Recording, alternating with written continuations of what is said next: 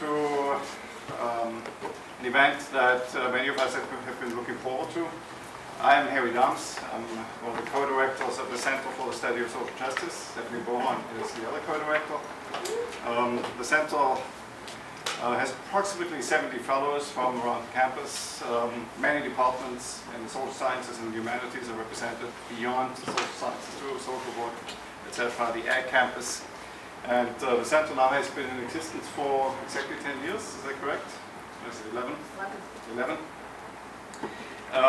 Let me first introduce the panel. First, Jon Shefner, the main event. So he'll start out with, 15-20 minute statement about the book. Paul told me 25. I'm not going over 25. Okay. That's right, Roger's not taking his full 10, so we're in. Next, Jon Shefner is the department head in sociology for a few more months, and professor of sociology.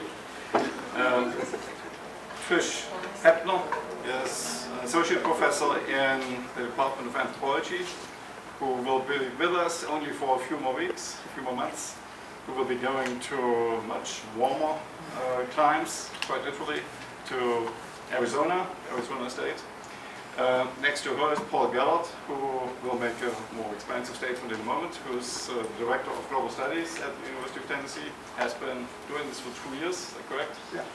And next to Gellert is Swamy, who is an assistant professor in anthropology, who also graciously has agreed to participate in this. In a sense, this event is a continuation of a series Scott Frey, when he was still with us, and I started several years ago under the aegis of neoliberalism. And the purpose of the series was to discuss current books that address various aspects of neoliberalism.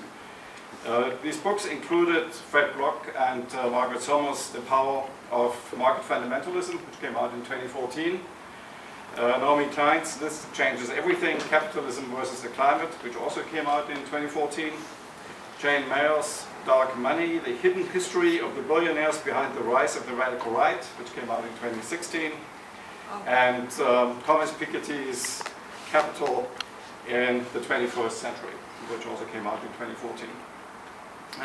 One of the main points of Piketty's book was to provide empirical evidence, expansive statistical evidence, pointing out that one of the main hypotheses that economists work hard to dispel is that as societies, modern societies become wealthier, inequality increases. So to formulate this differently, according to economists, every benefits greatly from societies pursuing the path of increasing prosperity. Piketty demonstrated that along with this process goes an expansion in economic inequality. So as societies become richer, inequality increases. Economic inequality, which also relates, of course, to social inequality and political inequality. This hypothesis, which we now know is in fact an observation, was formulated first, to my knowledge, by the author of The Wealth of Nations in 1776, Adam Smith. And I will not read a quote directly relating to that, but one that is even more pointed. So Smith claimed in what was his class theory, which runs over 2.5 pages, where he essentially makes a parallel between the factors of production that are necessary in order for economic growth and development to occur, are correlated with the class structure of bourgeois societies, what Marx later refers to as bourgeois societies. He then identified the specific interests of those who live by labor, those who live by land, and those who live by profits.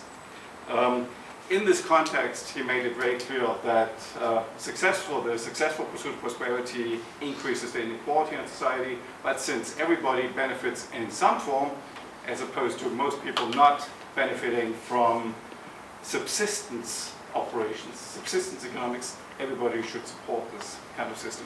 He pointed out at the same time, however, that inequality is necessary and inevitable. So in one line I really liked, he said that in order for there to be one very rich person, there have to be at least 500 poor. At another point he pointed out that what's the primary purpose of the state? It's to protect private property. So the greater the private property in a particular society, the greater the necessary size of the state or government. So if you complain about government being too big, and you're not willing to decrease the extent of inequality that results from great wealth, you will fail. So this is interesting in terms of various ideologies, obviously. And finally, he pointed this out, and I'm just going to read it. This is from The Wealth of Nations, from his class theory, just the last section. He refers to the dealers as being within the group of those who live by profits. And he says, to widen the market and to narrow the competition is always the interest of the dealers. To widen the market may frequently be agreeable enough to the interest of the public, but to narrow the competition must always be against it and can serve only to enable the dealers, by raising their profits above what they naturally would be, to levy for their own benefit an absurd tax upon the rest of their fellow citizens. And he continues, this is my favorite line, my favorite two sentences in Smith. The proposal of any new law or regulation of commerce which comes from this order ought never to be adopted till after having been long and carefully examined, not only with the most scrupulous, but with the most suspicious attention. It comes from an order of men whose interest is never exactly the same with that of the public, who have generally an interest to deceive and even to oppress the public, and who accordingly have, upon many occasions, both deceived and oppressed it. I'll leave it at that, just pointing out that tomorrow, incidentally, Thomas Piketty's newest book is coming out. The title is Capital and Ideology. Okay, thanks, Harry. We'll take just a couple more comments before I let John have his 24 and a half minutes. I'm really happy we're doing this, that we're holding this book launch to celebrate John's book with Cory Blad, who also is a PhD from the Sociology Department here at UT, Why Austerity Persists. And I'm happy that this is being organized by Global Studies with the CSSJ and Sociology. Many of you know, but maybe not everybody in the room knows that John established Global Studies a couple of years before I arrived at UT, so like 17, 18 years ago, and grew it into one of the largest IDPs in the college. And there were a frequent stream of Global Studies students at John's door for the first few years when he still lived around the corner from me instead of in the head's office on the 9th floor of McClung Tower. And I was really quite happy to take over the leadership of Global Studies a couple years ago from John and from Michael Handelsman, and happy that we have it now inside of Sociology to lead it, and that Emily Wise is across the hall from me helping out with advising, and I think one of the benefits of moving Global Studies under the umbrella of Sociology is that we can sponsor events like this. So that's my hope, so that we can have, so that maybe it's a continuation of a series of events from CSSJ, but also maybe the first in what hopefully is some events going forward over the next couple of years on the U.S.'s role in the world and the world's effects on the U.S. And I'll have to pause and see where the Dow Jones is and the effects on the world of what's going on today. Currently, we have on my email distribution list over 120 people, and I was hoping to see a few more of them here today, but maybe they'll watch the video. 70 faculty from 14 units, 50 majors, 10 minors, 20 other interested undergrads, 2 really active student leaders who are probably like in a class or doing something else amazing, and a Facebook page that jumped with some of the faculty profiles to over 600 followers. So as I said, we're going to try to have a speaker series in the coming year. If you're interested in helping out with that or have ideas for it, let me know. I'm starting to work with a small group of faculty. I'd love to have student involvement as well. And the last thing, going back to the book, is that Harry and I both came up with the idea of doing something around this book, I think pretty much at the same time, and we're both talking to John about doing something, and I think maybe both equally impressed that somebody could be head of the department for 10 years and also put out a book, even if it took a couple academic years to we were counting how long academic years were as we were waiting to start. So the last thing is, I guess, to thank the co-sponsors, because we have a lot of food that we're going to share, with everyone who's here. So thanks to Asian Studies, Middle East Studies, Africana Studies, Latin American and Caribbean Studies, and CGE for helping with the poster design. And with that, I'll let Jon tell us why austerity persists. Can I use this? Yeah. You guys here? All right. Thank you. Well, thank you to Paul and Terry for doing this. It's very nice of you. Thank you all for coming. I know you could have been at the most suspense-filled moment of our current academic life, which is the determination of whether or not Randy Boyd will be appointed president. I know this is a deep mystery for all of us, so I do appreciate your willingness to come here instead of hear his town hall. It's been commented on already by the audience that they don't understand why it's a piece of bread on the cover of the book. And this is the humor of the Brits. They thought it should be a piece of toast. It's not charred enough, right? But dry toast, of course, not toast with jam, not toast with butter, not toast with hummus, not avocado toast, without which I can tell you a great deal, but just toast. I wanted protest, they went with toast.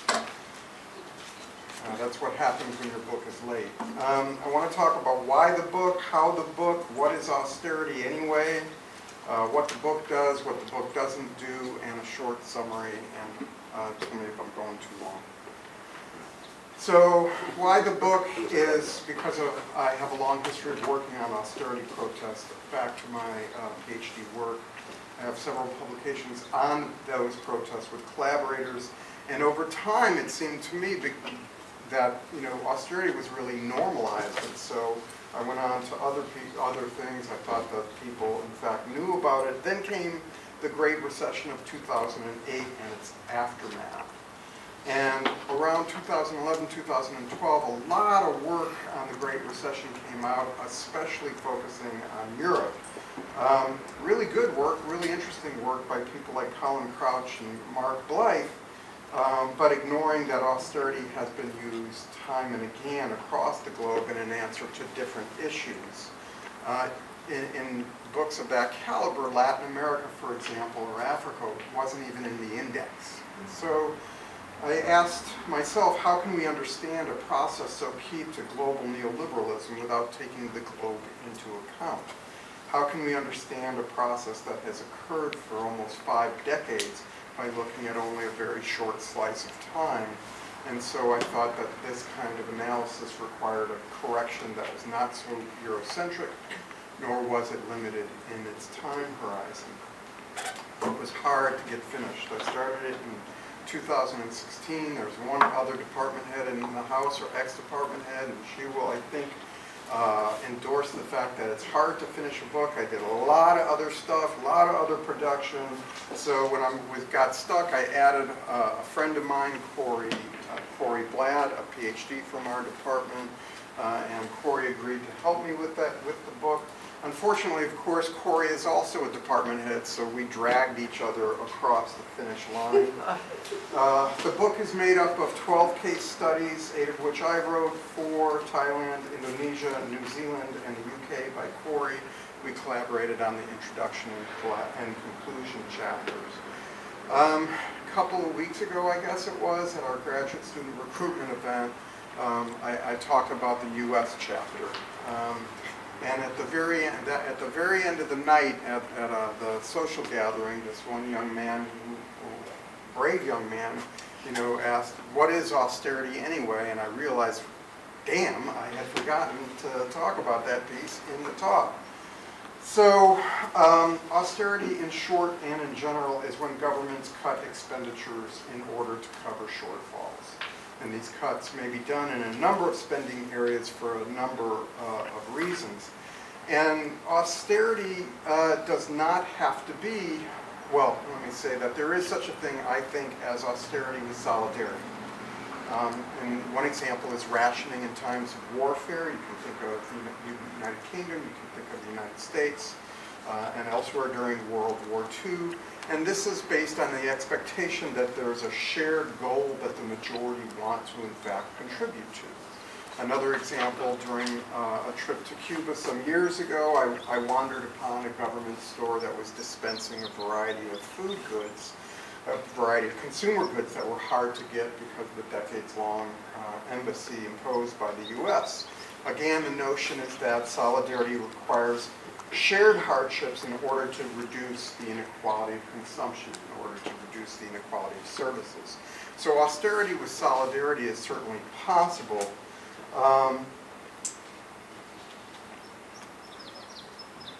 Austerity is an economic policy with political intention. What we've seen across the globe since 1973, and I'll explain that date in a little bit, is neoliberal austerity. An austerity not only without solidarity, but against solidarity. Austerity has become one of the signal markers of the global turn to neoliberalism, weakening welfare states and policies, diminishing the protection of workers and citizens.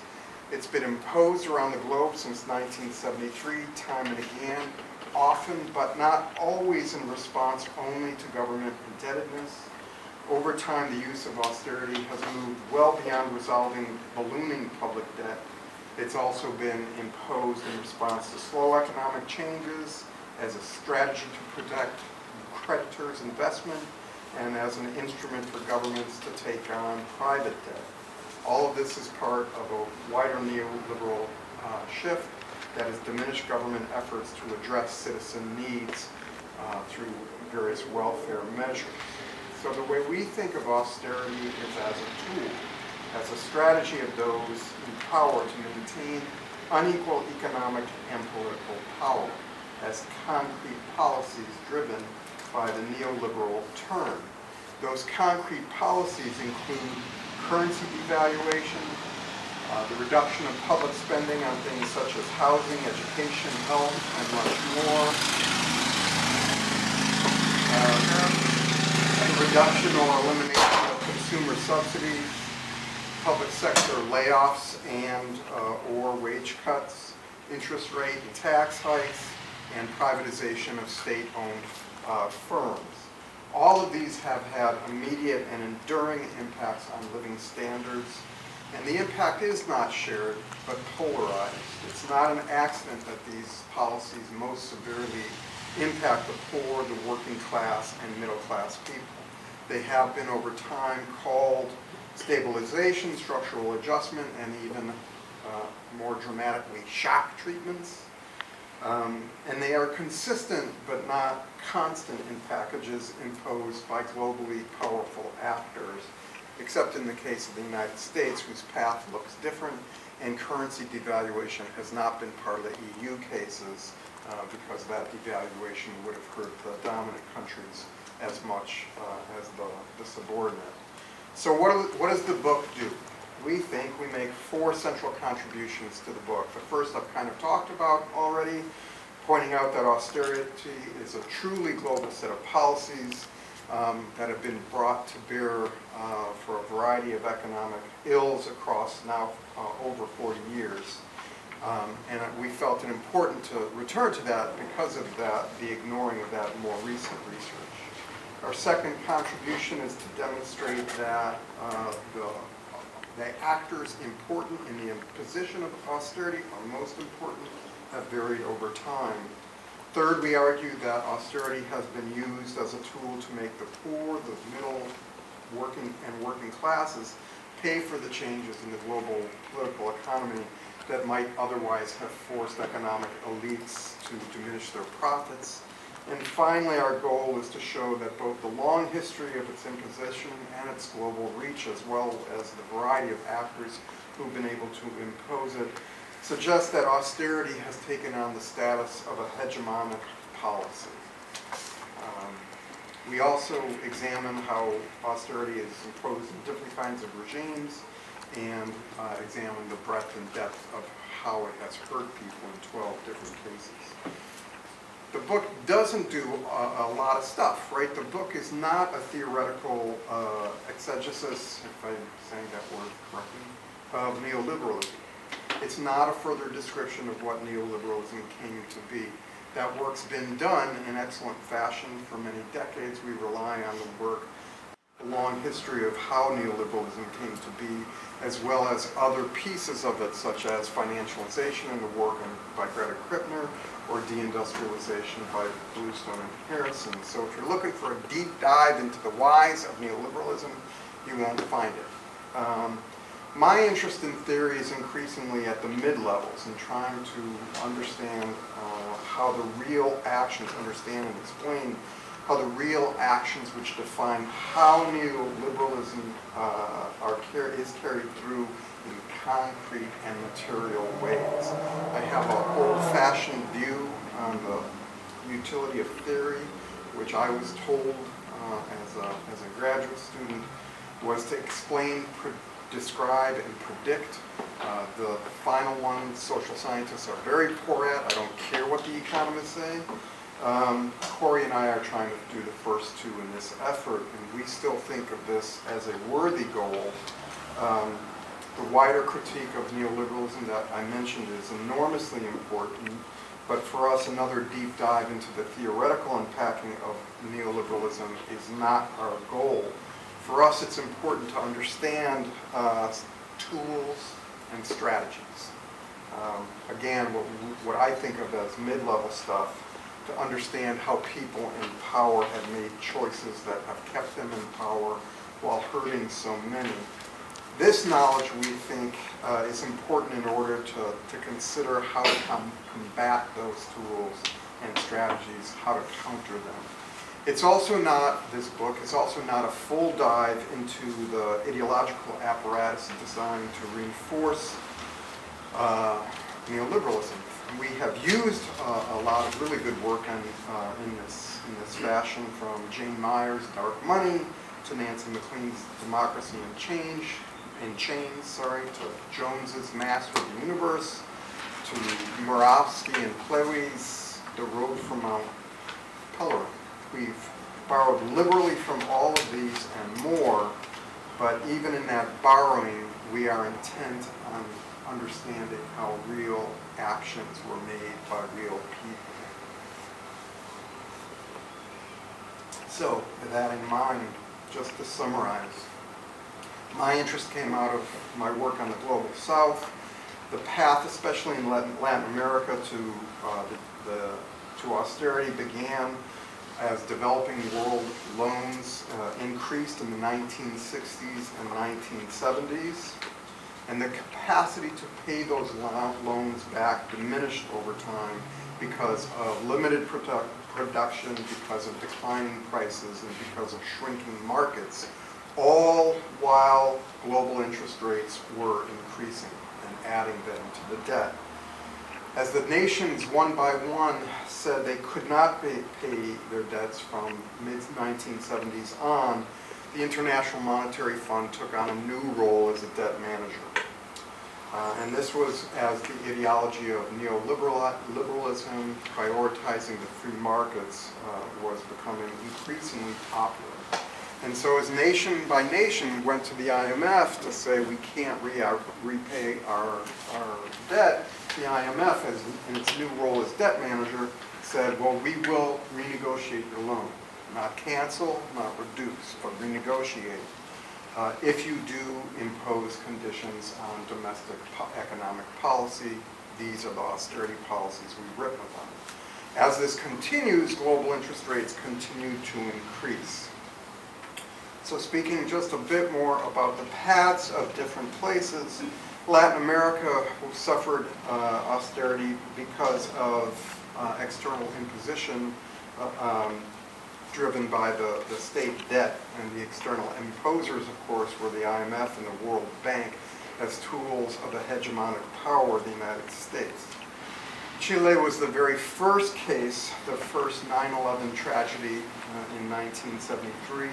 Chile, we argue, is especially important because the first movement to neoliberal austerity required violent coercion. It required a violent coup that left thousands dead and thousands more exiled. Mexico, too, is an important case because it is a giant of the developing world, but has still been subject to now 38 years of unending austerity policies.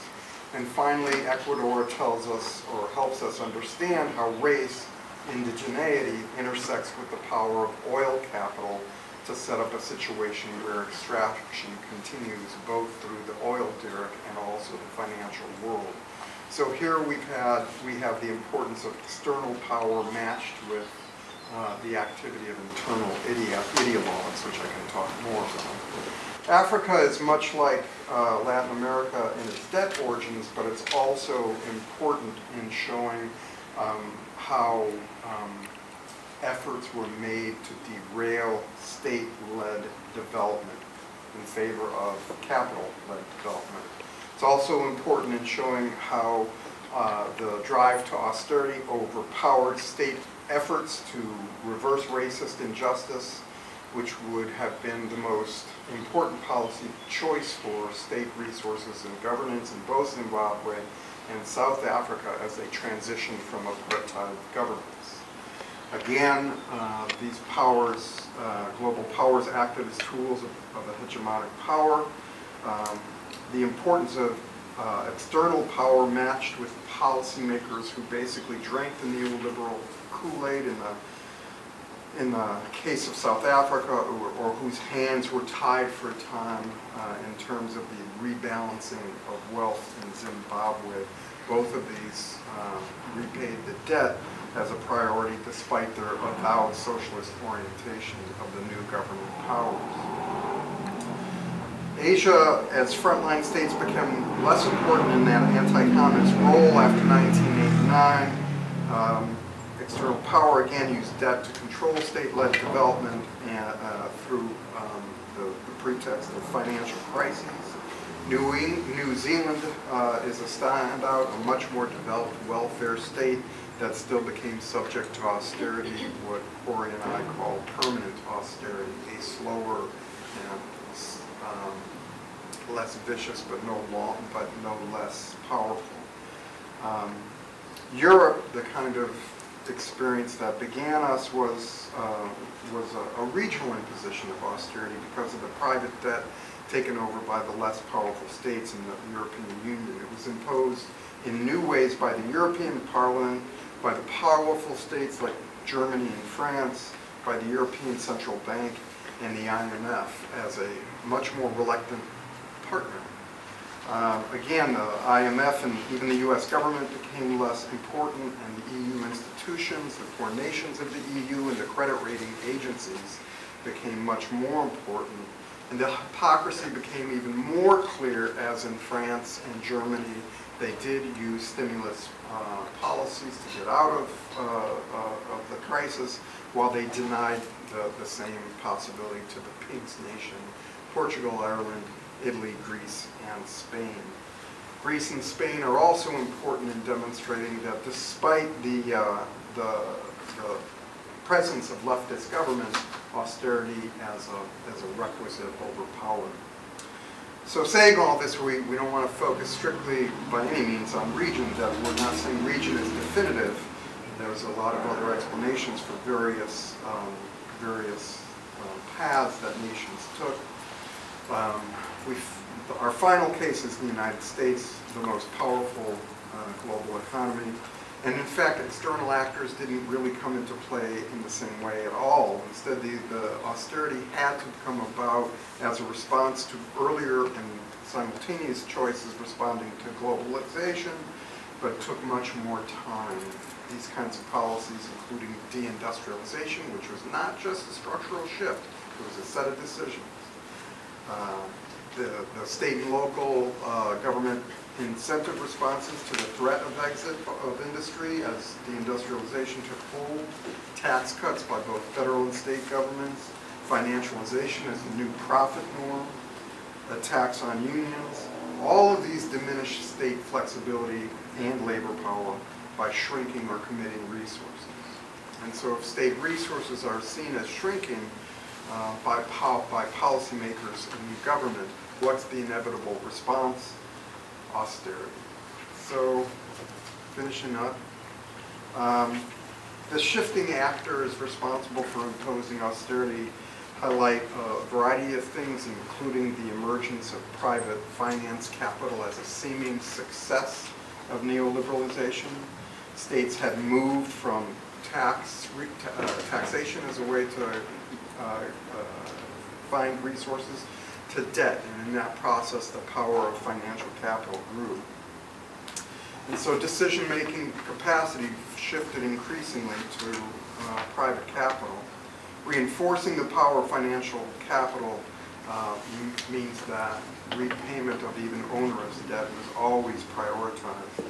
The not-so-hidden piece also is that our work highlights the class warfare aspects of austerity as both a structural and legal means of shifting wealth upwards. And so we get to, I guess, one of our contributions that is certainly limited, and that's the notion of hegemonic policy.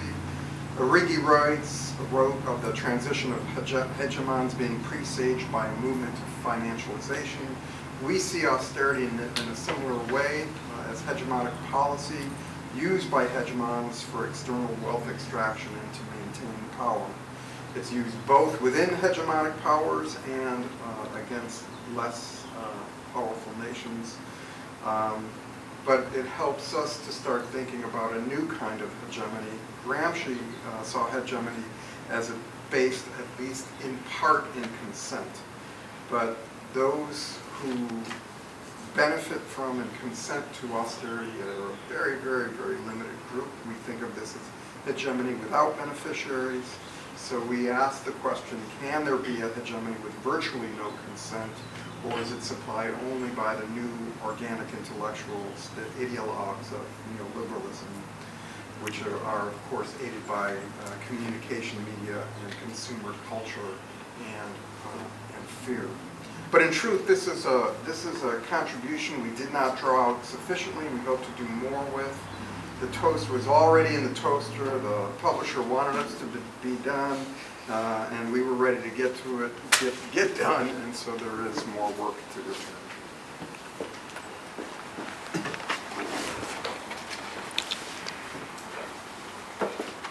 Thanks. I think you were under, so I have 2 minutes extra. Cool. I'm going first in alphabetical order, and we're just sticking with the flyer as we made it. But so first of all, I want to say, like, I recommend the book. It's really good.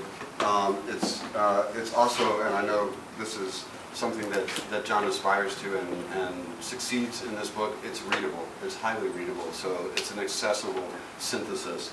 And it's a tremendous synthesis of a whole lot of material on all the continents of the world and their economic and social policies of austerity. So the fact that it's not also everything that needs to be said about neoliberalism, maybe it would need to be 3 times as long to say everything there.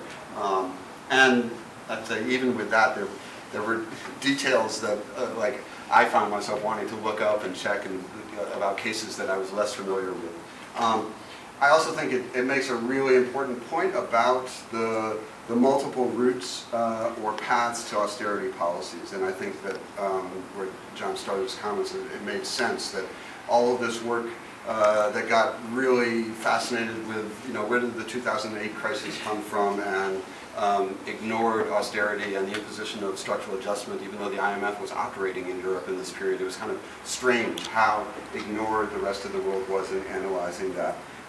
And as such, I think it does make a really big contribution to our understanding of neoliberalism in 21st century global capitalism.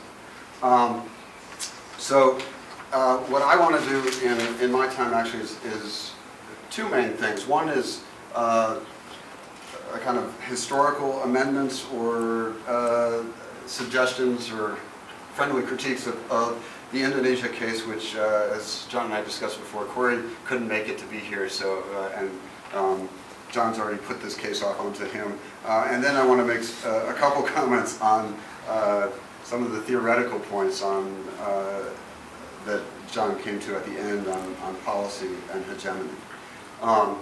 So the the chapter that deals with Asia is austerity in Asia and Oceania, and as John mentioned, it really addresses two countries in Southeast Asia, Thailand and Indonesia, and one in Oceania, New Zealand, and they use that sub-regional comparison to juxtapose the crisis reform path to austerity, which they say is the most common, which was imposed in Thailand and Indonesia in the wake of the Asian financial crisis in 1998, which started with the run on the Thai baht currency, and then the Indonesian rupiah just literally collapsed. Both of them 6, 7, 8 times of their value was lost in a matter of months. And they contrast that to the more permanent austerity in New Zealand, which kind of comes out as a trickle, which is kind of similar to the U.S. case. I only brought the book up to read one sentence, which caught me on the Indonesia case.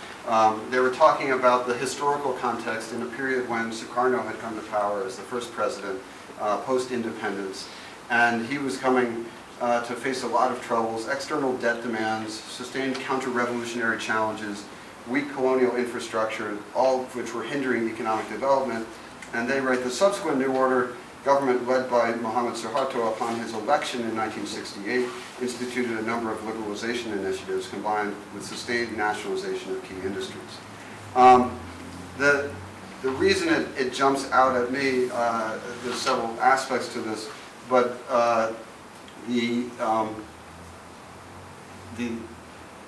it's really, one is just it's incorrect to call it an election. Officially, like the Indonesians in power hold, this is the power holders' ideology, right? So they called it an election. It was an election by the Special Provisional Assembly that had taken over after the military counter coup in 1966. And so it relates also to some of the ways in which austerity comes in on the heels of violence.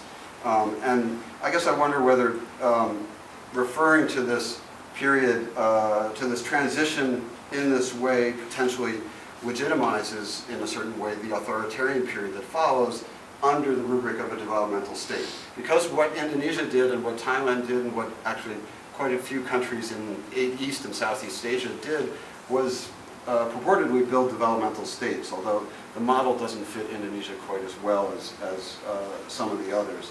But it's in a way reiterated because the transition to austerity policies is situated as happening after the Asian financial crisis 30 years later in 1998.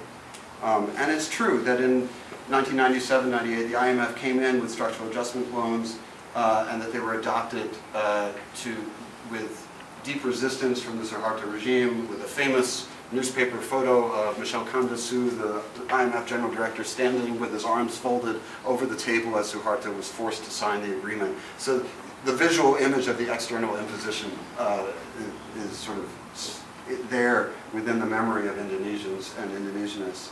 On that, there's one side point, which is that it's a little overgeneralized about the Asian financial crisis's effects, because in one case they don't deal with Malaysia. Malaysian leaders actually challenged this. They instituted capital controls and attacks on the rapid movement of capital, and they refused to take on an IMF structural adjustment loan in the face of the Asian financial crisis. So even in that period, there's a little bit of more variation than, and I know you said it's not a regional framing, but there's some general statements about the Asian financial crisis as part of this. But more, I guess I worry about it being framed as austerity coming in on the heels of the failure of the developmental state or state-led capitalist development, when the development itself was driven by foreign capital and by the petroleum earnings, because Indonesia at that time was a net oil exporter. Now they're a net oil importer, so they've gone in and out of OPEC. They were the only member from Asia of OPEC. Now they're a member again, which is strange. I wanted to return just with a few more details, though, on, they date austerity to 1973 and to Chile. And I think many people do, and it makes sense in terms of Latin America, but in terms of thinking about austerity being violently imposed, Indonesia had a violent coup 8 years earlier. that was used actually as a model for the Chilean coup. So they talk about the hegemony of austerity and point to the idea that I think maybe comes from Chomsky of the threat of a good example. They point to Manley in 1970s Jamaica, Garcia in 1980s Peru as examples of, and that nations that dared to stand up have been crushed. And I think in that regard, Indonesia is crucial. And I think I'm going to shorten this in the interest of time, but the U.S. supported a bunch of separatist military rebellions in the 1950s, and then they didn't lead, but they heavily supported the genocide of over 500,000 people in 1965-66, who were either members of the Communist Party or of affiliated organizations, or who could be tarred as being some kind of red. There were at that time 3.5 million members of the Communist Party and 20 million members of affiliated mass organizations. And then in the so-called season of killing, the US and the Western powers aided and abetted that kind of in the media warfare of the times, papered over kind of how much violence was occurring, and they welcomed Suharto as the new leader. So it's a little tricky, and I talked with Jon last week about this. They didn't immediately then introduce the austerity policies, but it was sort of the crucial step on the road to that austerity policies. And part of this is that, well, on the one hand, it depends on the definition of austerity. So Jon and Cory define this in terms of cuts to government budgets. I don't know where we put the fact that in the wake of this coup, thousands of civil servants, especially in agriculture, but also in public works, railroad, electricity, and finance area, were laid off. And they were laid off in a way that then had a mark on their ID. Some of them were sent to jail on remote islands, like the famous Indonesian novelist Pramudia. And so they couldn't get employment again for decades. So it wasn't a matter of in and out of employment. It was much more permanent. And at the same time, there weren't austerity policies because the U.S. wanted this new regime to succeed. So this is where I get a little bit stuck. So Ambassador Green at the time expressed enthusiasm about the positive turn, and I think wrote in a telex, I venture that nowhere in the world in recent years has there been a more dramatic reversal of communist Chicom fortunes than in Indonesia this past year. He proposed lots of assistance, military aid, educational exchange, and the like. And over the years, the West supported Suharto with $50 billion of development assistance and little pressure to liberalize. So the austerity policies and the liberalization came later, but the violence that allowed this neoliberal government to come into place came earlier. And I'd be curious, I guess, to hear a little bit more how one situates the specificity of austerity policies versus the broader umbrella of neoliberalism. Couple other points, let's see. I think I wanted to see a little bit more on the international context, that in Asia really, well before the 1998 crisis, there was the 1985 crisis that's known as that led to the Plaza Accord, which depreciated the U.S. dollar intentionally against the yen, and led to a moving of manufacturing out of Japan and into the rest of Southeast Asia. So this was a structural reason why manufacturing went there, why there was such a boom that is not the developmental state reason, but it did create jobs for a time. On the other hand, I see a heavier emphasis on the external imposition of this austerity as ideology from the Mount Pelerin. And in cases like Indonesia, they had an indigenous ideology with its roots in German thought and Dutch thought, and also Indonesian thought, that emphasized an organic theory of the state, sometimes called an integralist state, which I think of, there's a new book by David Bourchier that goes through this history. I think of it as similar to the French absolutist state, where l'État c'est moi, and that's what Suharto really thought. And it's kind of like the recent reiteration of Nixon's quotes that, if I say it's legal when I'm president, it's legal. The last, okay, two more points. and then I'll turn it over to my colleagues. I'm wondering, the chapter on Asia refers to a vacillation between liberalization and protectionism. And certainly in Indonesian studies, there's been this vacillation, or people talking about the split inside of countries between sort of more internationalist capitalists and more domestic, sometimes corrupt, protected ones. But I wondered whether that ran counter to the book's thesis that everywhere is moving towards austerity. If there's a vacillation over time between some groups more moving towards liberalization and others trying to protect their interests and being able to do so in an important ally, especially during the Cold War period, then maybe it's more contested than that.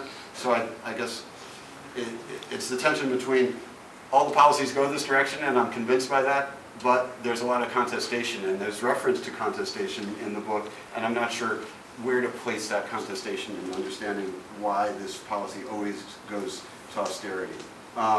In the more recent years, the current president of Indonesia, who just started his second term, on the one hand has expanded health insurance in a kind of equivalent to sort of Obamacare type national health insurance, has expanded education, and after just getting reelected has proposed an omnibus labor law that is going to decimate labor. They're going to basically, labor unions are already weak in Indonesia. This is going to implement the equivalent of right to work, right to fire, the kind of decrease of severance that the World Bank and the IMF has been asking for a long time in Indonesia under the guise of labor flexibility. They always want labor to be more flexible. Capital, they figure, is flexible enough. So I think the last point I wanted to comment on is this neoliberalism. The state and policy choices. And I understand the mid-level theorizing and rather than grand theorizing, but I guess I have some hesitancy about the repeated passages about austerity being a set of policy choices when, in the literal sense they're right, policies are being chosen, cuts to healthcare, cuts to education, housing, consumer subsidies, public sector jobs and the like. But there's a politics behind it that says these are not choices, and they also say like it's often externally imposed, and so it's either externally imposed or it's part of this kind of implicit class war going on. So the language of choice makes me wonder, Harvey calls it accumulation by dispossession, and there's a whole another realm on this, on like all the dispossession going on. But I wonder about, and I guess this is a question too, whether the language of policy choices and elites that Jon and Cory chose to use a lot is to make it more accessible to a wider audience, or whether it kind of clouds the class conflict and class domination that I think might be pushed a little bit further. And when I look at where classes who are losing from austerity don't recognize that they're losing as much and don't protest as much, I don't see the original homes of austerity in Latin America, Africa, and Asia. There's been plenty of protest against the austerity, as Jon knows, who's worked with Walton way back. It's not in these original homes. It's not also in Greece or Iceland. It's, in this sense, I only see the US, Great Britain, and Australia as this place where the trickle of austerity continues without widespread protest. And I kind of wonder how that happens. So I'll stop there. Turn it over to you, Tricia. Yeah.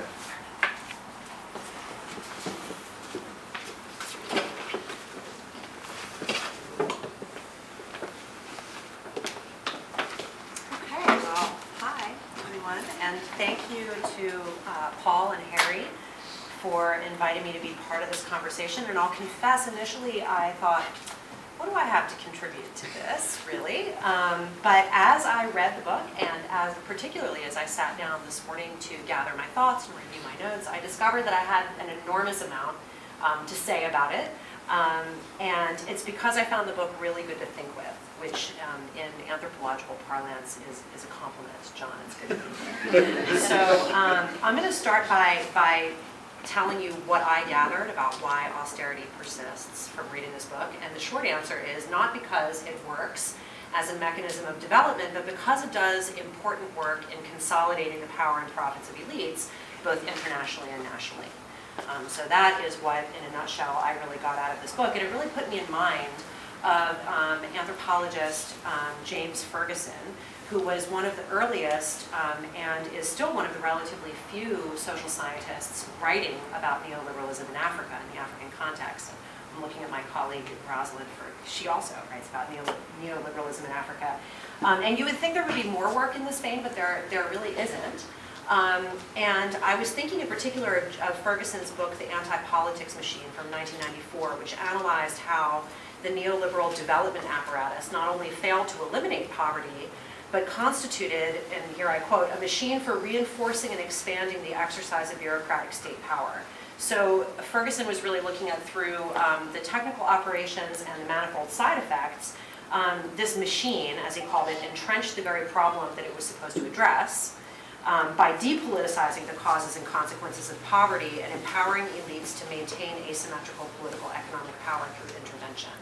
And so I was put in mind of Ferguson as I was reading Jon's book, and I really appreciated in particular the re-injection of the political into political economy, which is clearly one of the aims of this book. So let me just say that several insights struck me as really productive for thinking through the African cases that occupy my own particular research imagination, and that is Uganda and Eritrea, which are very different from one another, and they are also very different from Zimbabwe and South Africa, which are the two cases that are discussed in the book. So let me just point out a couple of insights that came out of the book and then try to ground them by applying them, thinking with them about the context that I know more about. So neoliberalism, of which austerity is a central part, does not actually reduce the influence of the state on the economy, but actually uses the state itself to impose market logics.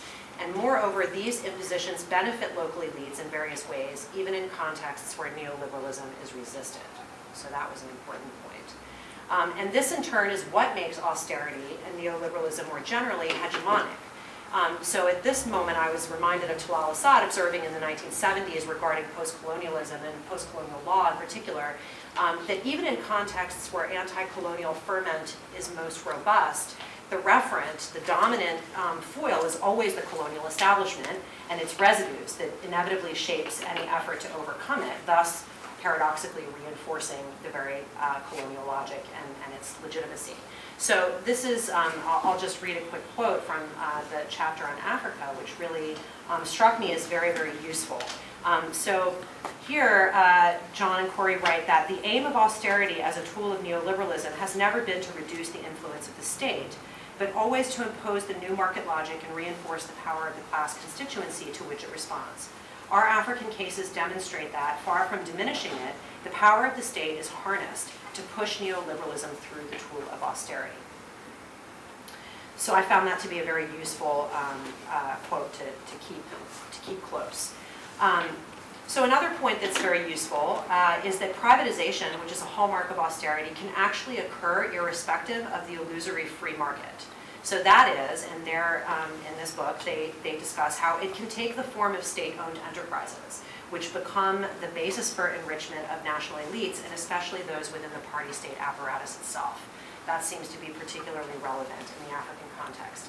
And finally, of course, using crisis as the pretext for intervention, and this is clear in a range of contexts how this happens.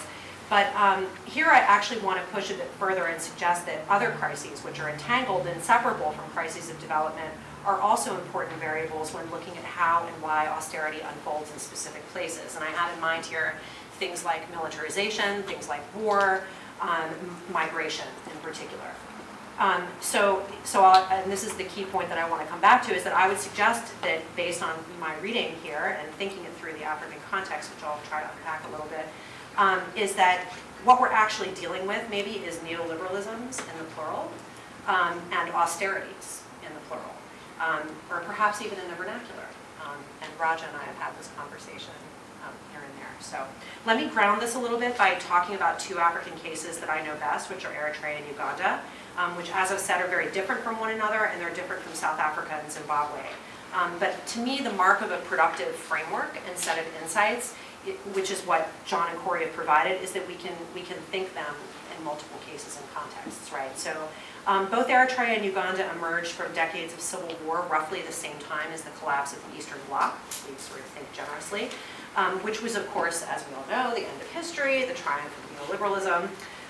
And together with Rwanda, Eritrea and Uganda were considered the triumvirate of what the Clintons dubbed the African Renaissance, which meant open for business, ripe for structural readjustment, intervention, according to the Washington Consensus in Africa. But this is already where this is pretty much all that Eritrea and Uganda have in common at this moment. So at Eritrea's independence from Ethiopia in 1991, which it viewed as the primary colonial power, despite having been partitioned off and ruled by Italy from 1896 to 1941, it was immediately under the rule of the Eritrean People's Liberation Front, a Marxist-Leninist Maoist hybrid organization with an elite and secretive party at the center, a huge base of mobilized soldiers and mass organizations of civilians, and above all else, a conservative nationalist orientation with a distinctly exceptionalist and isolationist stance. And if that sounds like an intriguing animal, it's because it is, and it's kept me occupied for a very long time. Uganda, however, became independent from British colonialism in 1962, after which it was embroiled in a series of civil wars and regime changes, with the current president, Yoweri Museveni, coming to power in 1986 as leader of an armed rebel group known as the National Resistance Movement, which was absolutely more concerned with putting down other ethno-regional armed groups and political opponents and ascending to power than it was with articulating any kind of anti-imperial rhetoric. So already you can see that we've got two very different cases than we do with South Africa and Zimbabwe, which were both settler colonies with firmly entrenched white minorities and apartheid systems, which really figures very heavily into Jon and Cory's analysis of the African case, or the African context, as the imposition of neoliberal transformations and austerity in both countries interfaced with these racialized dimensions of political economy and structural inequality at these really kind of intimate domestic levels.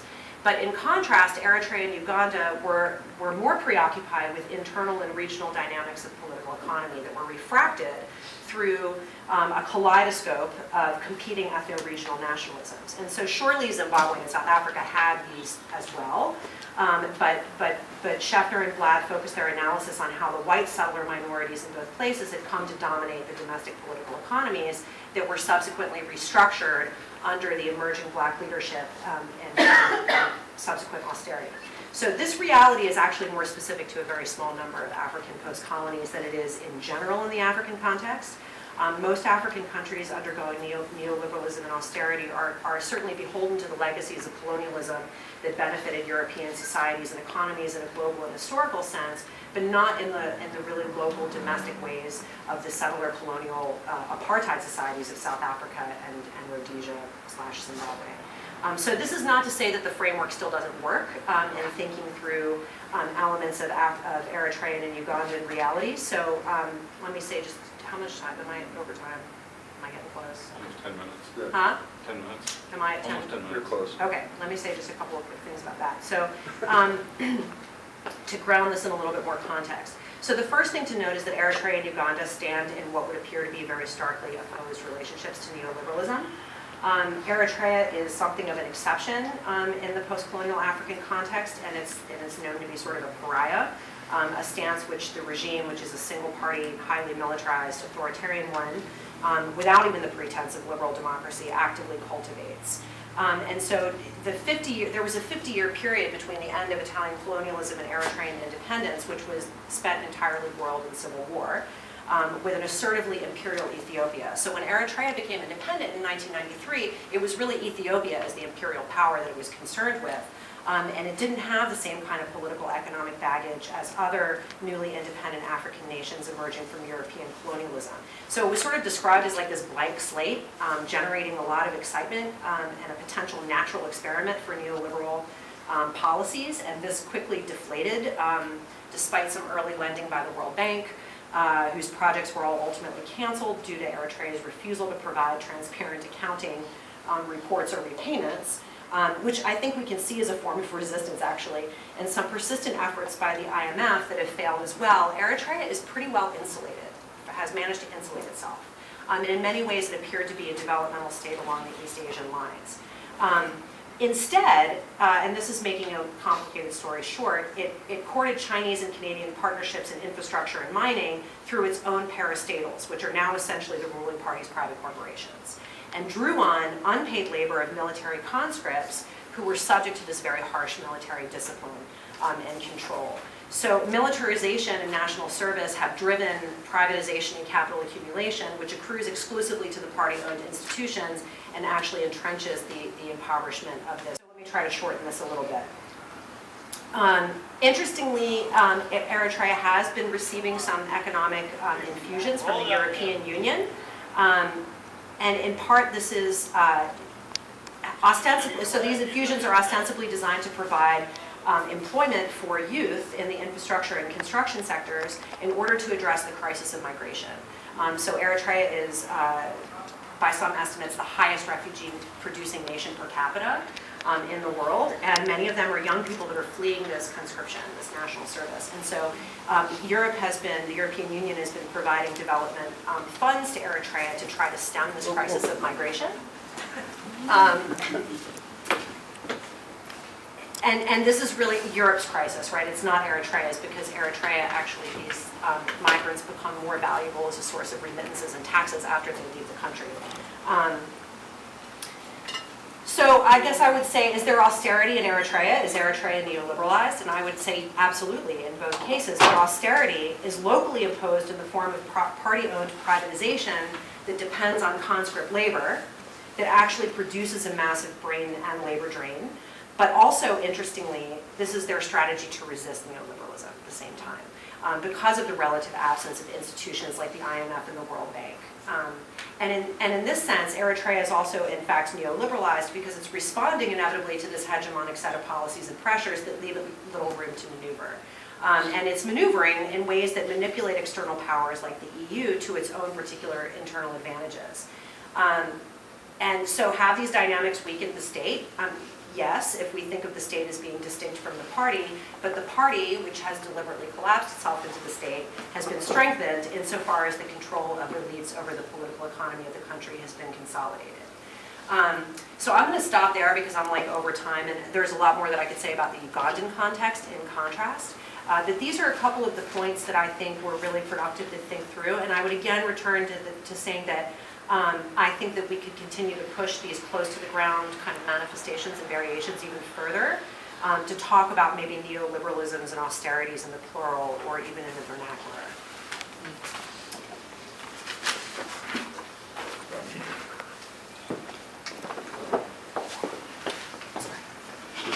That's good.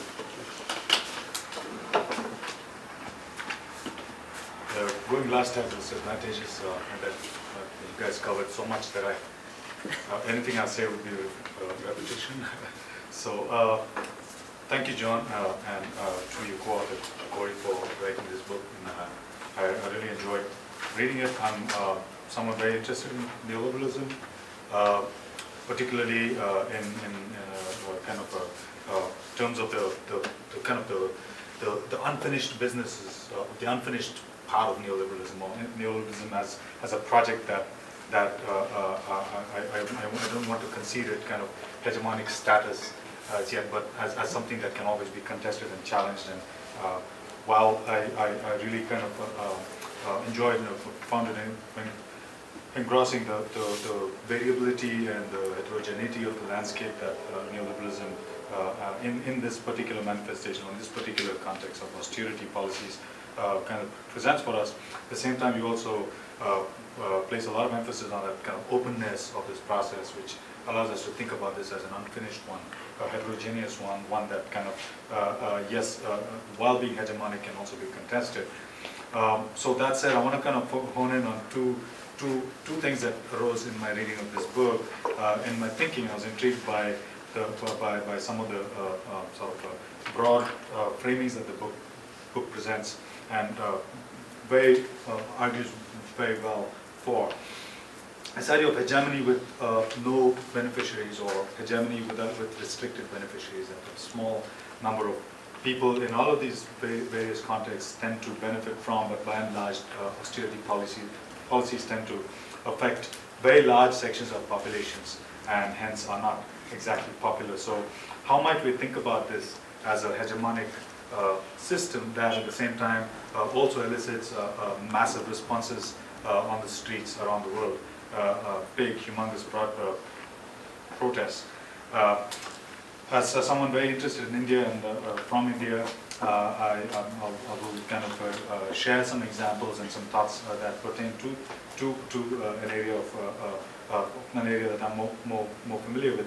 A few months ago, there were millions, literally tens of millions of people on strike, and these were largely public sector workers, but also unions comprising hundreds of thousands of working people in the formal sector, but also in the vast informal sectors of the economy that have been affected very grievously by kind of an unending series of austerity policies, now being pushed by an increasingly bold, kind of illiberal regime that's no longer even paying lip service to democracy.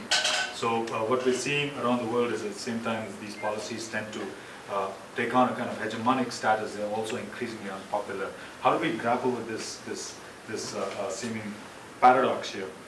Because as of course your engagement with Gramsci's definition of hegemony of course relies upon the production of consent, and the active production of consent seems to be somewhat undermined by the fact that every time an austerity policy or a set of ideas kind of get pushed into policy mode, the masses respond quite forcefully in the third world. And I agree with Paul, there's something really interesting about this paradox in that in certain parts of the world, particularly in the West, austerity policies or opposition to austerity policies have been a little slow. So much can be learned from the third world, from the global south in terms of organizing around opposition to austerity policies. But go back to the question of hegemony with no beneficiaries. I was particularly intrigued about this also in terms of the fact that in the context that I'm familiar with in India, the kind of the sharp turn towards the adoption of neoliberal policies came with a series of really positive promises, as in this will spur development, this will increase the consumption capacity of the middle class, it will open up possibilities for social mobility and so on and so forth.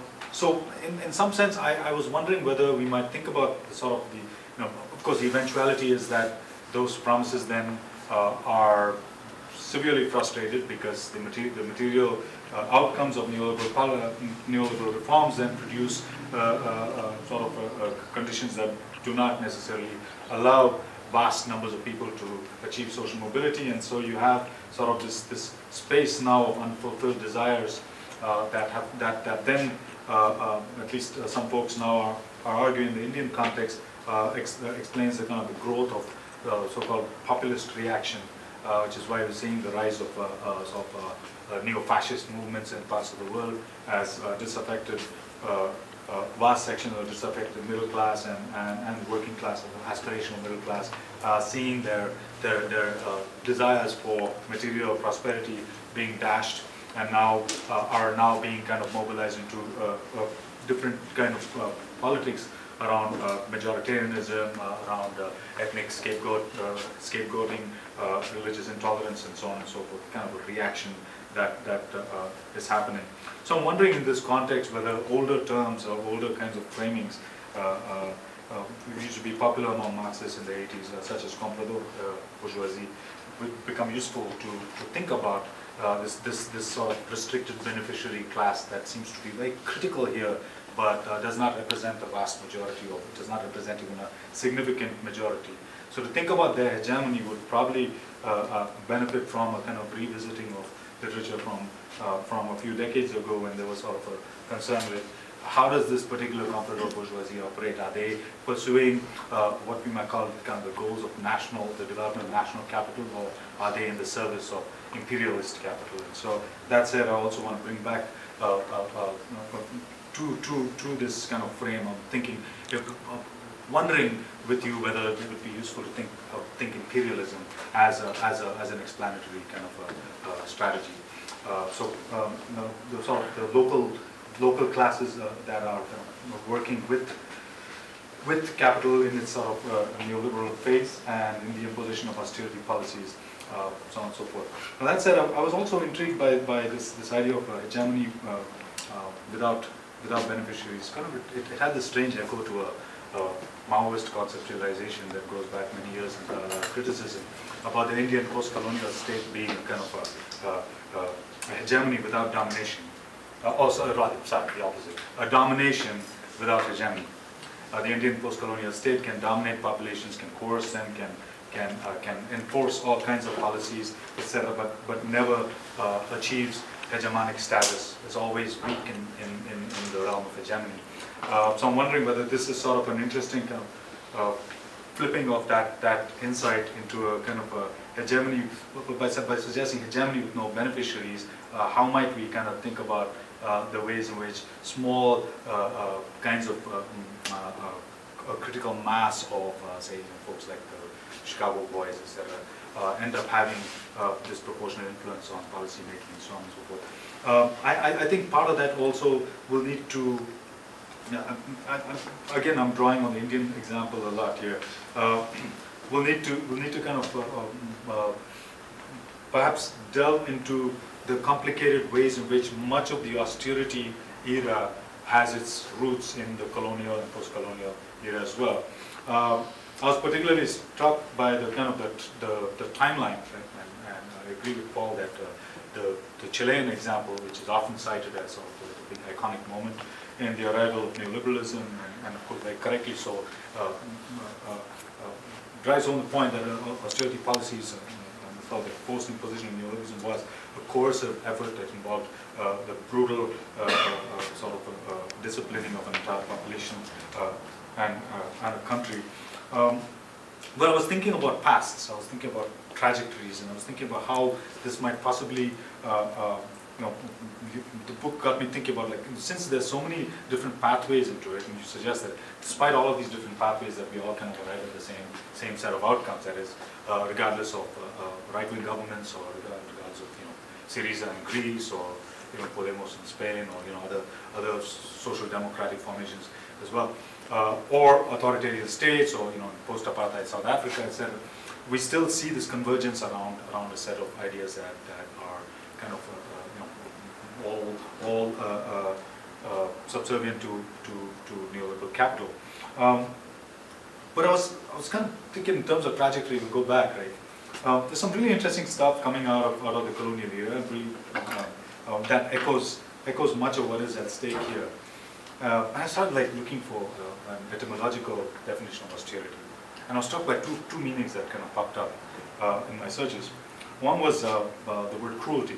It's a certain kind of cruelty. It's a way of cruel, being cruel with, I suppose, with a certain kind of intent, with a certain kind of goal. Cruelty with a purpose, right, to achieve some kind of moral end.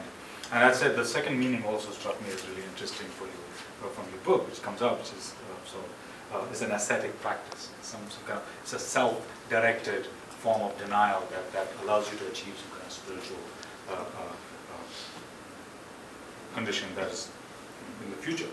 And it's fascinating how austerity advocates constantly ask populations to delay gratification, wait. If you eat less now, after a few years you'll be happy and everybody will be great. But of course, it's fascinating how nobody talks about asking the capitalist to delay gratification. I mean, you don't need another, private yacht, or you don't need a second, $1 billion, company. You have enough already. Wait for a few years, maybe, right? So trickle down is always for those at the receiving end. What struck me was looking at this echoed 19th century colonial policy, and in the midst of famines, and I'm citing egregiously here from Mike Davis's book, Late Victorian Holocaust and the Making of the Third World, El Niño Famines and the Making of the Third World. Was the ways in which human life gets devalued in these processes, and how the devaluation of human life is naturalized and normalized by invoking certain kinds of abstractions like theory, or this is how the free market works. Or in the 19th century, of course, this also seamlessly blended into scientific racism, social Darwinism. Right? The idea that, so for instance, you have official colonial leader talking about, in the midst of famines, the response to famine now provokes them to say, hey, everything must be subordinated to the financial consideration of dispersing the smallest amount of money consistent with the preservation of human life. And of course, in reading Marx, you see that this is also a prime concern for capitalists, right? How little do you feed your workers so they come back to work with just, so that way, that's efficiency, right? As little as you can feed your workers so they come back to work. Now, then again, the famine policy meant also subordinating or curbing the desire of populations to get more relief. And so relief becomes a problem. Relief now, again, sort of echoing the IMF, saying, okay, you're suffering, well, you know what, you gotta suffer a little more before we turn the corner, right? And so you had officials saying, the exasperated officials being cited saying, the infatuation, we condemn this infatuation of poor people in respect of eating the bread of idleness, right? Moral rhetoric here as well. Austerity policy is always about, getting people up, up to speed, making them more energetic, making them more productive. I mean, even Bernie Sanders says, put people back to work. Like everybody just, like work is some kind of thing that we fetishize, right? Everybody, if you had a choice to eat and survive without work, most people probably think twice about working. But hey, I make all my seriously. But of course, for capital, that's laziness. That's a sign of sort of moral failure. So here we have 19th century officials speaking the language of contemporary austerity fanatics, doing the same thing. The infatuation that these poor people have to eat the bread of idleness. He's talking now about folks who are dying by the tens of thousands as a result of incredibly austere taxation policies in the midst of crop failures, rain failures, and persistent famines. In a 4-year period of time, 10 to 15 million people died in many parts of India. And of course, then the viceroy holds that in the midst of all of this, instead of distributing famine relief, what we should do is allow the market to work.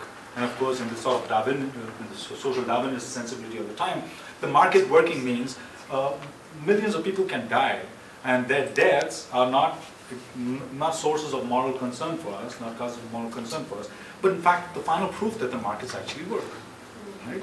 Now I want to kind of bring these provocative quotes here, John, because I feel that the book does an incredibly sort of an insurgent move here by describing something in this global scale as being both a problem of hegemony in terms of imposition and control, but also a challenge of resistance. And to rethink this requires us to kind of understand the moral outrage that actually underlies austerity, and I feel that this might do that.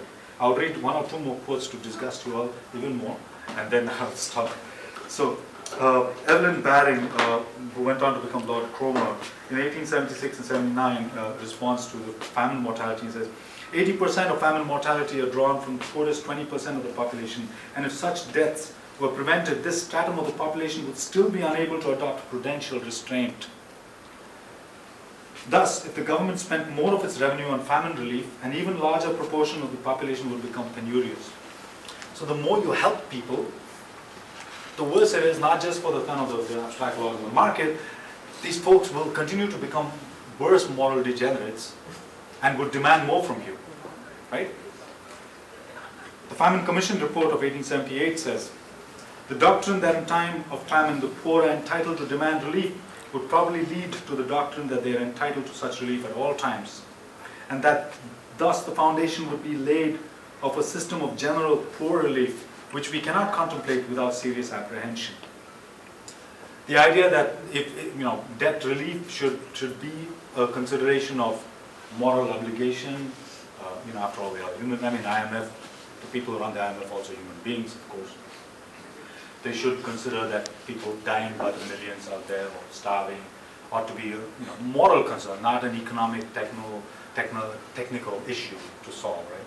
But it's fascinating how these moral concerns and the outrage they ought to elicit in us are translated into the language of technical management, and thereby naturalizing mass mortality and mass suffering in the process. And I thought in that sense, sort of the generative possibilities of the arguments that you're making in this book, you and Cory are making in this book, I think bring us back to these very fundamental political questions in a way that is somewhat, on the face of it, I looked at it and said, like, okay, it's going to be studies of many nations, right? And as an anthropologist, and folks are kind of nation state. Okay, can we think about nation states as containing, things, right? Already, the coronavirus is probably laughing at that very idea, right? This doesn't actually work. But then I think it's really important that your book establishes that the nation state remains an organizing principle, a particular way by which power is organized. And it's incredibly important for any theory of imperialism to also consider that. So I think it's a very valuable contribution. Once I thank you very much, and I hope the comments one or two off topic. Just to moderate, to make sure that anyone who wants to ask a question gets a chance to do so. And so I'll stay uphill, unless you prefer to stand uphill. And so obviously the author, one of the authors, gets a chance to respond first. And then I say we open the floor, and in the course of the discussion, the commentators will get a chance to make statements too. Okay? So, John? Well, thanks for your careful reading and a lot of really interesting stuff, a lot of really interesting comments. I'll go in order and I'll try to be brief. Paul, in terms of the specifics of Indonesia, I'll tell Cory. It's good to have somebody to blame. I think, in terms though of your comments on contestation and the language of policy choices, I think, there's, and I think actually the issue of contestation was echoed by both Trish and Raja. The examples for contestation are multiple. They are, in fact, as many or more in some ways than the national examples of austerity, because so many places have been subjected to austerity so many repeated times, right? So, we can talk about the pink tide, we can talk about the case of Malaysia, as you mentioned, we can talk about other cases, we can talk about Portugal, we can talk about Eritrea and others, and I think as or most important, very few of those, certainly none of the ones that I know of, are possible without mass mobilization against austerity, which is something that I've worked on, long past Walton, actually, well long past my work with Walton. So I think it's really, I think that notion is really important, but I think it kind of, I think your critique is somewhat contradictory to your critique of not focusing sufficiently on contestation is kind of contradictory to the language of policy choices in some ways, because the notion of contestation allows us to recognize that indeed there are all kinds of choices being made by people subjected to austerity. And in contrast, I think,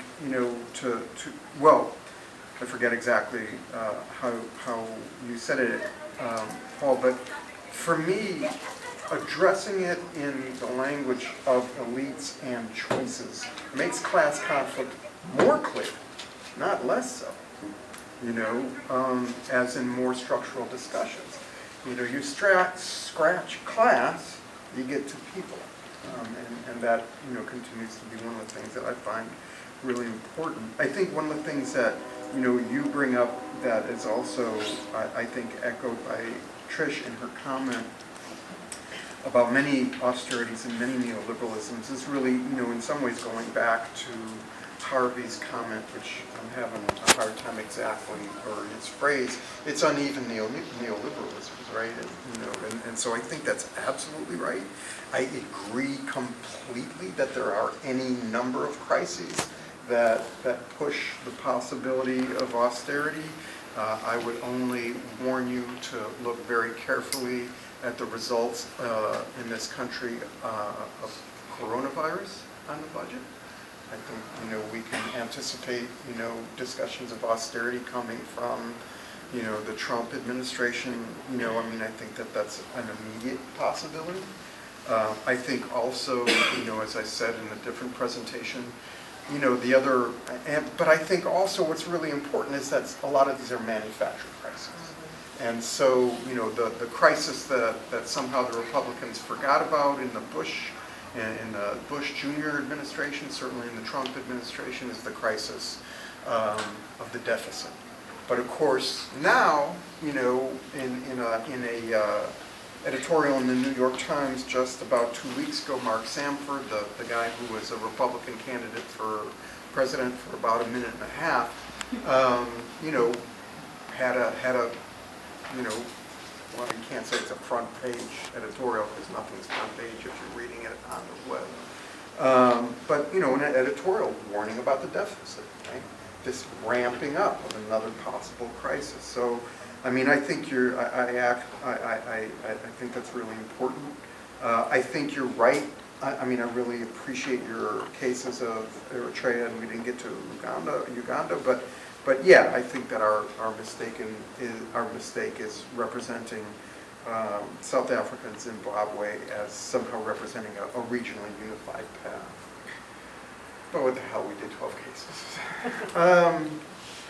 Raja's points I thought were, again, in many ways, echoing the notion of open and heterogeneous paths, also echoing Trish and Paul's comments and what we tried to do. I'm not satisfied with where we got to with the hegemony without beneficiaries part, and that's, hopefully one of the things that we're going to go to. The roots of austerity and colonial differences is something Cory tried to get to in especially the chapter on Asia. I don't think we did enough of it. And I guess finally, your comment that the IMF says, to suffer just a little bit before, I think that's in the mission statement of the highly indebted poor countries, policy, right? Which said to any number of nations that were in horrible shape, 7 more years and we've got you. So I think you're absolutely right. This is exactly what happened. And the quotes of mass suffering that you gifted us with, I think those, I think we could have found those equivalent in the Michelle Camdusis's and the Milton Friedman's. I think you're absolutely right. This is, this isn't fully new in that way. Okay, thank you very much. And any questions? I assume there will be a few. Jory? Fascinating topic, great presentation. Well, thank you so much. And it seems just like a sad story of 2 Russian philosophical questions: who is to blame and what is to be done. Let me concentrate on the second question. It seems that we know who is to blame, right? Now, what is to be done? From our discussion, we see that people are gullible, people have no resources, right? At least, okay. If leaders emerge, they may be executed, they may be bribed by international banksters, right? So,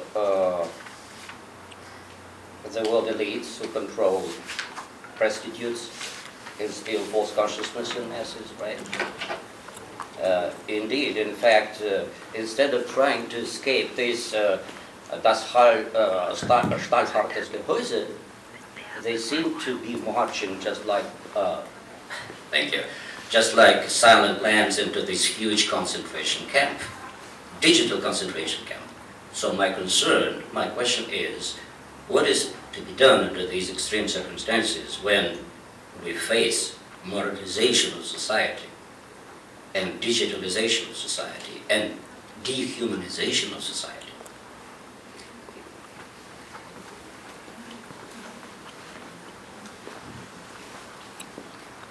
So I think this is something that everybody could respond to. I'll own up to saying that the first title of the book was Paths to and from Austerity, and then the editor said, yeah, you haven't done much from austerity, and so we ended up with Why Austerity Persists. We did try and get to a little bit of this in the final chapter. I think that there are, and I guess the one thing, Yuri, I would say you're absolutely right that populations are vulnerable, but they are not gullible. And I think that the fact that there is so much resistance across the globe tells us that people are clear on their interests.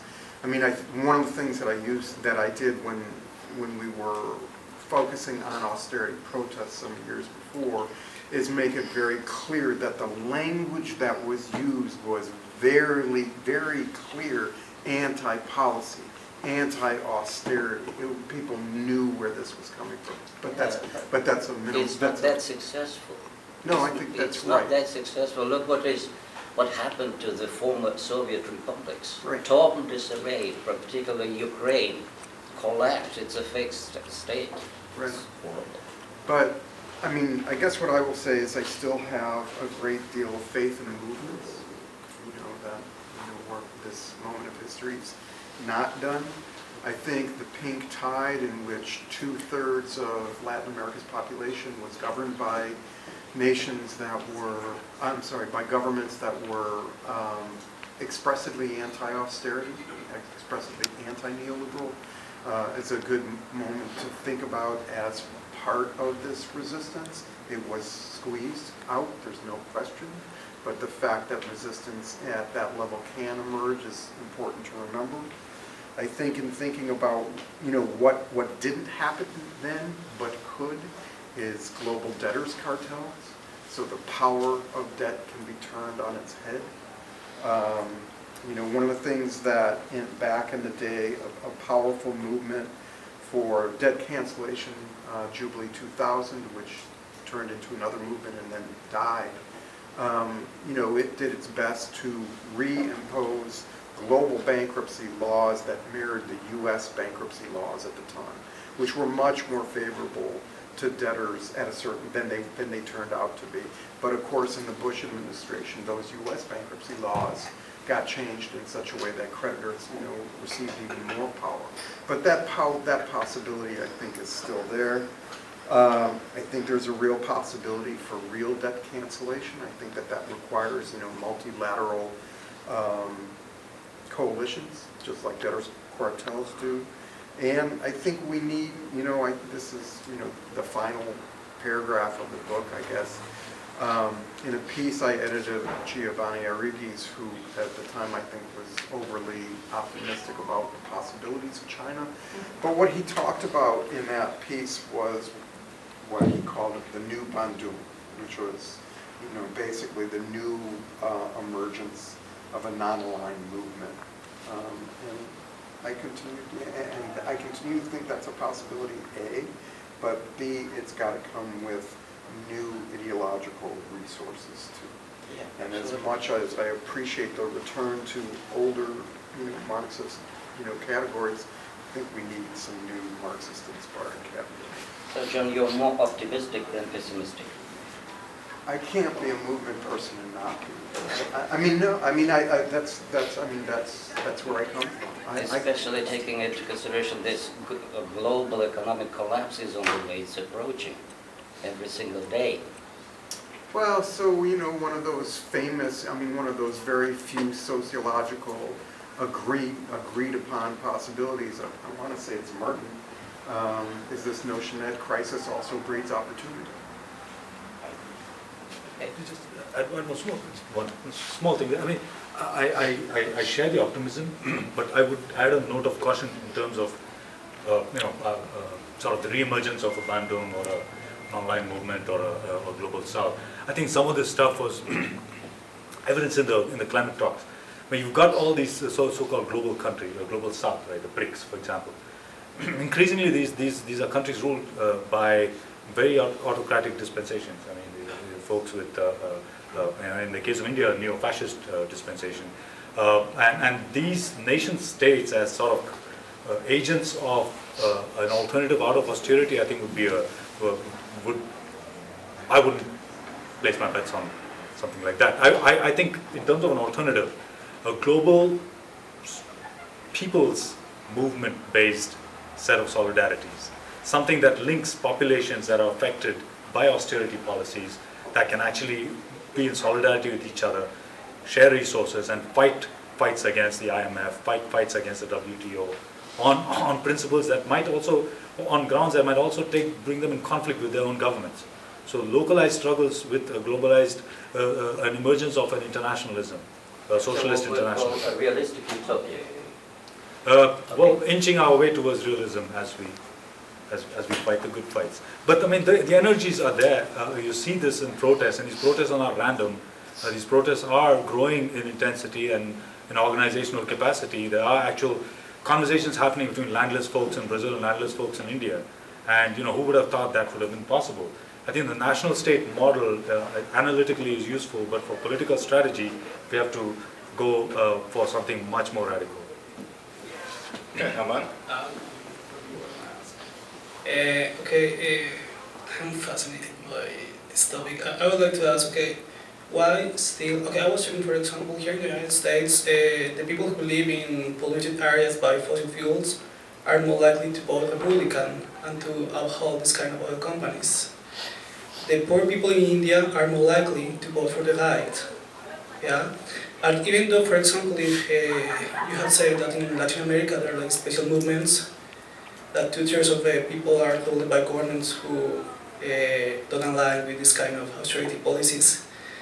Still, I can say that, for example, in countries like Chile, they have voted Piñera twice. They have voted austerity. Yeah, that goes for many countries, for my country as well, for Colombia.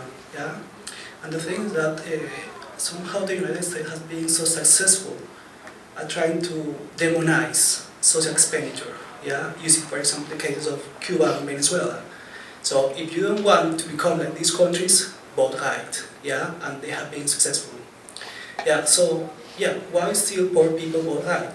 Is my question. Vote against full expenditure. You guys go ahead. I mean, it's hard for me from the history of Indonesia that, there are elections. Right now, actually, the latest book on Indonesian elections is by two political scientists, one who I collaborated with in the Netherlands, and their book's called Democracy for Sale. So, I don't know. Actually, I don't think the poor are gullible in Indonesia. They're actually really good at saying, okay, you want to give me a free T-shirt? Sure. And you want to give me this free? Sure. Like, the election is my opportunity, as actually some of John's other work, to get something out of the patron-client relations. The election is the only chance for that. And then once the election passes, all bets are off. And so, to my mind, a lot of poor people they may be voting right, but some of it's out of cynicism and self-interest, because these are the people who give them something during the election cycle, and nobody gives them anything after the election cycle. To echo on that, I think one of the interesting things, at least again drawing on my familiarity with India, on the one hand it's about managing expectations vis-a-vis, things that get clubbed under development, consumption, income, social mobility, etc., right? Jobs, so on. Managing those expectations is one thing. But it's also another thing where you can kind of see how at every step, when a particular slew of austerity policies were imposed, a parallel set of political projects also proceeded apace. And you see this in India in the last 5-7 years of the Modi regime, where he announces some really devastating series of policies, like demonetization, taking currency, about 80% of the currency out of circulation, right? Ostensibly to fight corruption, right? And as soon as he does that, of course, most of us thought, oh my God, this is it. He shot himself in the foot. This party is going to lose. People are going to lose faith, right? And there was a tremendous amount of suffering. Many people died waiting in line to exchange notes before deadlines that could not be met for exchanging these notes. People lost their life savings, etc., etc. But at the same time, there was a slew of policies that had to do with, the Muslims are a threat. Islam is a threat. Fight those outsiders. The Christians, the Marxists, the commies, they're coming for you, right? And this kind of hysteria that is produced and replicated, it is incredible. You have television talk shows that are virtual shouting matches, where anybody expressing even a slight amount of doubt about this particular leader in power now is literally shouted and screamed at, and in fact, almost has to leave there fearing for his or her life. So you see this sort of development of a certain kind of, new wave of populism alongside austerity policies. And I don't want to suggest there's a sort of simplistic one-to-one causative kind of relationship between the two, but I think seeing them together will perhaps help us understand why every austerity policy is promoted not as, hey, you need to eat less because it's good for you. No, it's more like, all of this that you accept here, or rather, what we're seeking to do is to help you against those people, those outsiders, those Mexicans, those Indians, those Muslims, those Bangladeshis. I mean, that's the constant rhetoric that seems to be able to help austerity policies win. So the very people who are losing land, who are losing jobs, who have fewer and fewer rights available to them by the day, are the ones who ended up getting corralled into, mob violence against minorities, or to go and vote for some strong man who basically spews completely, fascistic rhetoric. So, and it's happening in India. Similar things are happening in Turkey and other parts of the world too. Neoliberalism is working sort of alongside. Thank you so much. This was so nice. I'm really enjoying reading the book, and I haven't gotten to that. But kind of to follow up on these questions, I've been thinking a lot about the social democratic horizon as a way to challenge austerity policies. Like, for instance, Bernie, like in the U.S., right? Because we're in this electoral moment. Bernie, Warren, right? Both kind of speaking to that. I think Bernie a little bit more on like the billionaire class. So resolving austerity through a redistribution of wealth, right? So the problem is that is the $3 trillion that was voted for Afghanistan, wars, militarization, policing, prisons, and if we were to just kind of like undo that, right? If we were to just take all that money and put it into social spending, social services, if we were to like erase student debt, and I think this is a really important thing that I kind of think a lot about, and I wanted to know your thoughts on it. Like, what do we think of this like social democratic horizon as being one of the, really the kind of almost the horizon of like where movements are at, right? So to challenge austerity, we just have to redistribute resources, which from a Marxist perspective is a little limiting because we know that there's a relationship of austerity to crisis, right? So like in the 30s, Paul Maddock was considered like a crazy man because he was like, yeah, we've entered a permanent crisis, right? A crisis of reproduction. So perhaps what we're experiencing with austerity is more a crisis of social reproduction, but it goes back to even redistributing these resources, which first is, can we force the hand of the capitalist elite to do this, right? And secondly, even if we do that, the capitalists still face a crisis of profitability, right? So, I don't know, I'm just wondering like what your thoughts are on just like this moment or current moment of like horizon and how social movements think to resolve austerity.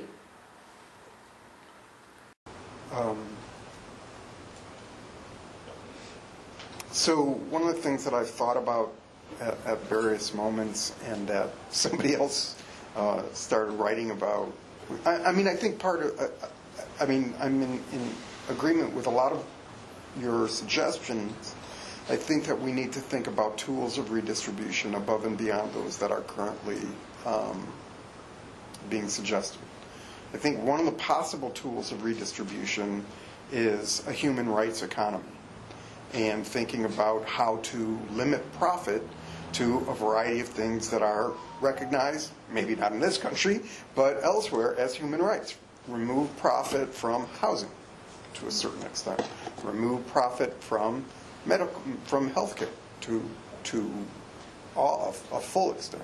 Remove profit from a variety of the things that have been defined by a pretty, liberal institution that is not radical institution, is the differentiation I'm making.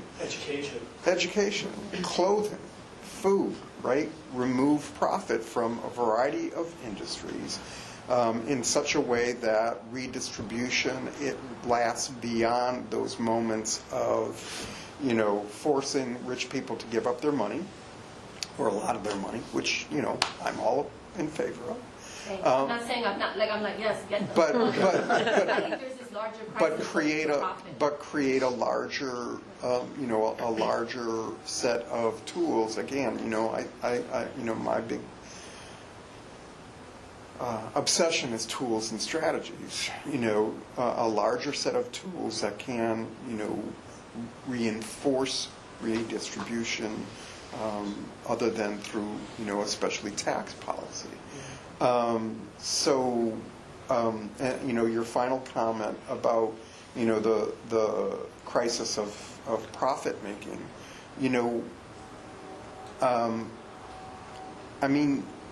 I think we need to create such a crisis by using tools like a human rights economy to diminish how much profit can be made. I just don't think, when you think about, and this is something that I am by no means expert in, and other people in this room are going to be much more, I don't know how you're going to address environmental degradation and the path to ongoing, environmental degradation and extraction without diminishing profit. Maybe energy should be defined as a human right as well. Adrian? All right, so actually kind of building upon both of these previous questions, in terms of why austerity persists, I feel like the current moment in this primary election actually kind of brings up that question, because when it comes to the three candidates who we're looking at, Bernie Sanders, Joe Biden, and Trump, really only Bernie Sanders would be close to actually being like anti-austerity, either in rhetoric or like in policy record. Joe Biden, basically, despite being a Democrat, trying to cut Social Security, Medicare for decades. And so I kind of wonder, even though this is very close to the moment and it's hard to predict, but even just what has happened the last week and how the primary is shaping up of why austerity persists in terms of millions or I guess hundreds of thousands of Americans at this point of Democratic who at least nominally should be anti-austerity, nevertheless picking the austerity Democrat to go up against the austerity Republican instead of the anti-austerity Democrat. Like, why are we doing that? I'm kind of dismayed at, and I hope I'm proven wrong tomorrow, but we'll see, right? I think some people are saying that their vision of anti-fascism trumps anti-austerity, and they're thinking in strategic ways. And you may not agree with the strategy. I don't think I agree with the strategy, but I think that, I think that the question is, what is seen as the most, this phrase is, clearly overused at this point, but what is the current most, dangerous existential threat, and what's the way to address it? But, I think one of the things that's important to think about, I voted for Bernie in 2016. I voted for Bernie a couple of weeks ago, just to be clear, right? We have this on film, John. I'm sorry? I said we have this on film. Sorry. I'm all on film way back into the 80s, But I think that there is reason to think that we are selling Bernie short by putting it in, one is anti-austerity and one is a straight neoliberal Democrat, which are objectively true. But I think that analysis sells Bernie short in terms of thinking about where this country has come in the past 4 years in its politics. And to suggest that, Biden gets in office and it's all over, I think denies, again, we're back to movements. People forget that the initial part of the New Deal was all about, strengthening and solidifying and reinforcing banks, right? There's this apocryphal quote, of FDR's, where a labor leader comes in and complains about, labor and social movements not being addressed, and the quote, again, apocryphal, but was, you want social justice, and that's my imposition, you want social justice strategy, you want social justice outcome, make me. And I think that was the great failure of 2008, that we didn't make Obama go further than he did.